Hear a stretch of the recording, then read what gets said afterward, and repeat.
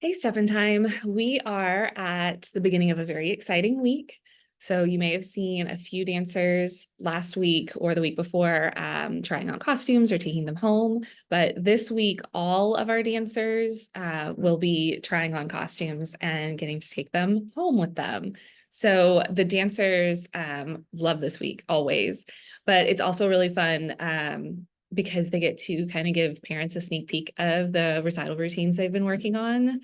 They started performing for each other last week, and we had a great time with that. But dancers always love showing their parents. So we're really excited for parents to come in this week. If you can come in at the start time of your dancers class, we'll do a costume try on right at the very beginning and run those dances and everything at the excuse me, at the beginning of class, and get all of that taken care of. Now, also, you have received an email, the Recital Information Guide, which is a comprehensive guide to all of the information that we have right now about the recital. So it is a robust guide. It is 19 pages, and I don't want you to get overwhelmed by that. So I'm going to walk you through 3 things to pay attention to today. And then as we go through the rest of the season, please know that we will always tell you when it's time to pay attention and what you need to be paying attention to, and provide that information a number of different ways so that it's always attainable. And most of us are also busy moms, so we understand how much it is to be a parent and keep track of all these different things. So we're going to make it as easy for you as we can, hopefully. So the first thing we're going to talk about today is pictures. If you would like posed photos of your dancer in their recital costumes, we provide a photographer in the studio. So the week of April 16th through 18th, that is Tuesday through Thursday, we have no regularly scheduled classes Tuesday, Wednesday, or Thursday that week, but instead we have a photographer here, and a couple of our teachers will be available to help your dancer. And then also we are bringing Fluid Frames Photography back in, and they worked with us last year and they were really fantastic. The owner, Emily, is a dancer and dance teacher and also photographer. So it's just a beautiful situation for the kids because they've got someone who understands the camera and how to work with that, but they also know kids and know dancers and know how to talk to them as well. So we had a great experience last year. We're really excited to work with them again. So if you want to sign up for a sitting time, you will do that through the desk. You can do that by walking up to the desk, emailing or calling.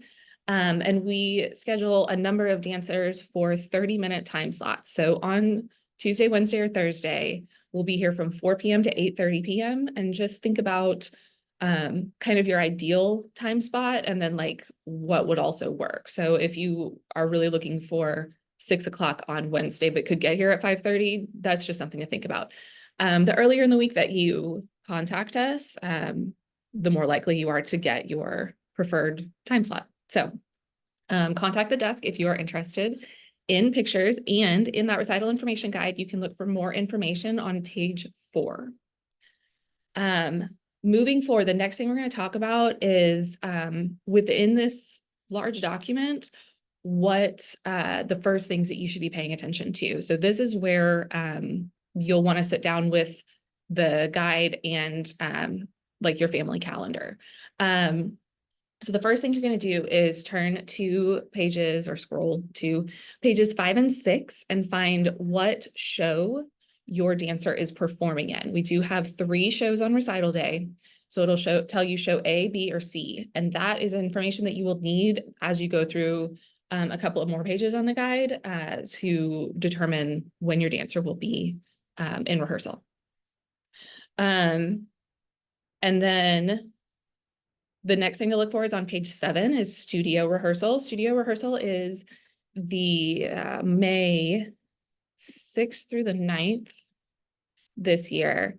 And you will notice that there are rehearsals that are for pre-K and K1, or sometimes just pre-K and K1 is separate.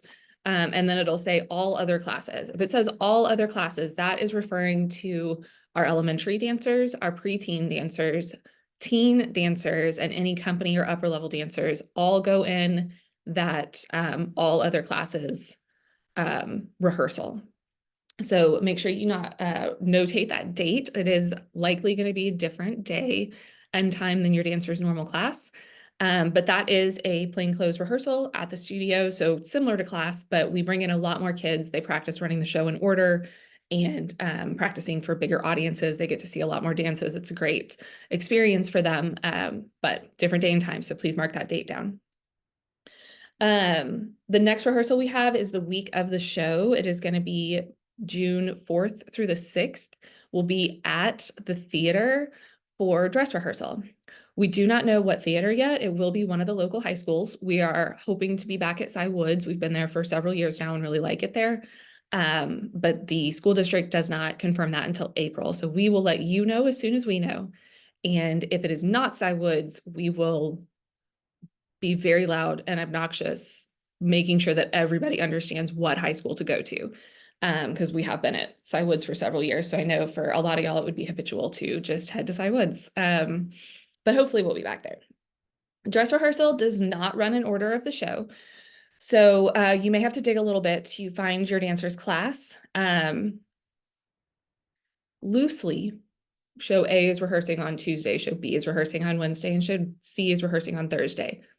But that's loose. There are a lot of exceptions to that. So you're just going to look for the day and time that your child dances, if they're elementary, preteen, their teacher's name to confirm that you have the right class, and then notate the day and time of their dress rehearsal. And again, that will be at the theater. If you have any trouble deciphering that, definitely just ask us for help. We know how to look up the right class for your dancer and then figure that out and make sure that you've got all the right information. And the last thing that you're going to need to notate is you're going to go to pages 12 through 14 and show A is page 12, show B is page 13, show C is page 14, and look at the timeline for your dancer's recital day. So you're going to look for arrival time, when the auditorium opens, and showtime. But then also notice that underneath that, we actually have the show orders in here for you. Those are already ready to go. So you can see if your dancer is performing in Act 1 or Act 2. So that kind of brings me to my third announcement today. We are making one kind of change this year from the way that we've done things in the past. So if you've been in a recital with us before, we've always run our shows in one act, which just means that we don't have an intermission. We would start the show, the kids would dance through, we would end the show, and then move on, to our next shows in the rest of the day. As the studio has grown, and especially as we've gotten a lot more younger dancers, we're going to try 2 acts because I think it will be better for the rhythm of our youngest dancers' day to just dance and then change and then dance again and then either be done or, if they want to stay for watch the second act, or a lot of our K1 dancers are in the second act, so they would get to watch the first act and then get their chance to go on stage. So the way that we are anticipating this running is we give you a start time for the show. The first act should last about an hour, and then we will have a minimum 15-minute intermission. But we also gave you an earliest start time for that second act. So if you have like grandparents who aren't able to sit for long periods of time, or maybe just aren't interested in sitting for long periods of time, totally understand. That way they don't have to sit through that act that your dancer is not in, but they know we won't start the second act before this time. But we may start it a few minutes later. The run time of a show is hard to pinpoint down to the minute. So depending on how long that first act runs, we will either run a 15-minute intermission after that, or if we ended a little bit early, we'll run a longer intermission so we don't start before the start time we gave for the second act of the show. So I hope that makes sense. And most combo, all pre-K and K1 combo classes are only in the first act or the second act, not both. If your dancer is also in hip hop, or if they are in elementary or preteen combos, those may be in both acts, and we'll give more information about that later on.